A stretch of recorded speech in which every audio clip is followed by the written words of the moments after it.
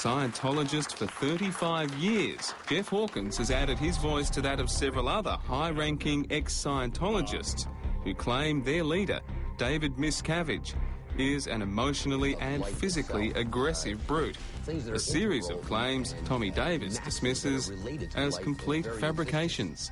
They are definitely making it up. For example, Jeff Hawkins, this is somebody who was dismissed from the church for gross misconduct, unbecoming of a member of the religious order. He knows what he did, and you can ask him. So he's making it up? He absolutely is making it up. Off camera, Tommy told us we've done more stories on Scientology than anyone else in the world. It was never our intention. When we first started investigating Scientology nearly 3 years ago, we never dreamed we'd end up here in California looking for answers. First, one came forward, then a handful, then more, all across the world, making extraordinary claims of serious abuse. Scientology simply says all of these ex-members are liars. All of them.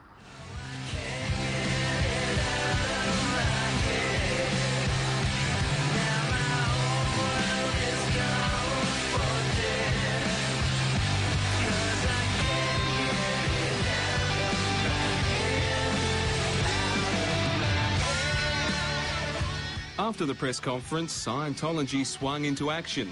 They've supplied us with dirt files on 2 of the people we interviewed. It's a stark contrast to the bright, white, clean manufacturing plant just opened in LA to produce millions of books and CDs to send as far away as London, Perth, Melbourne and Sydney. Yeah, Australia. Croydon. Finally, we arrive at Mecca. This is Scientology's holiest of holies. It's called the Flag Land Base. It's in Clearwater, Florida, about a 5-hour drive from Miami. Oh, wow. So this is the Crystal Ballroom? Scientologists from around the world have to come here to study the upper levels. We weren't allowed to film in the courses room, where some were making action figures out of plasticine, while others were doing practice counselling sessions staring at stuffed clowns and animals to simulate a real person opposite. And thought actually has weight or mass to it, and so when somebody thinks of something that has potentially some significance or Thought upset, has a weight or a mass to it. Yeah. That's a theory, though, isn't it? Well, that's how we operate in Scientology. Scientology. Yeah, that's a belief. And, but that's not been proven in science, has it? Thought doesn't have weight and mass in science. This is a religion, it's not a science. No, that's what I mean. Yeah. Supposing that thought doesn't have a weight or a mass, then that would render this machine useless. Yeah, okay. What's the point? This is just one of the 54 properties Scientology owns in Clearwater, a new $80 million facility built from the ground up. It will draw Scientologists the world over to study here while they stay at the 5-star Scientology hotel next door. It will cater for up to 5,000 followers at any one time, relieving them of their alien thetan clusters and some of their cash, hundreds, thousands of dollars a pop. I'd love to be able to show people so that people can judge for themselves whether or not you make too much money, whether or not you make money the right way, whether or not your costs are properly being spent. Mm-hmm. I guess just judge what kind of group you are. But we can't really do that. We have to take your word for it. Well, here's the thing, is that you're... Yeah, I guess so. Yeah. That's all right.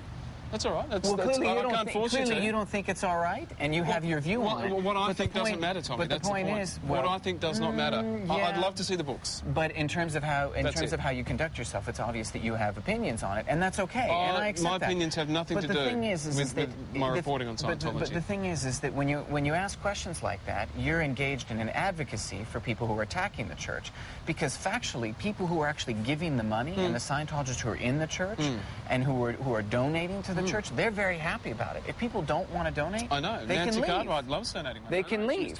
Just leave. Sounds easy, doesn't it?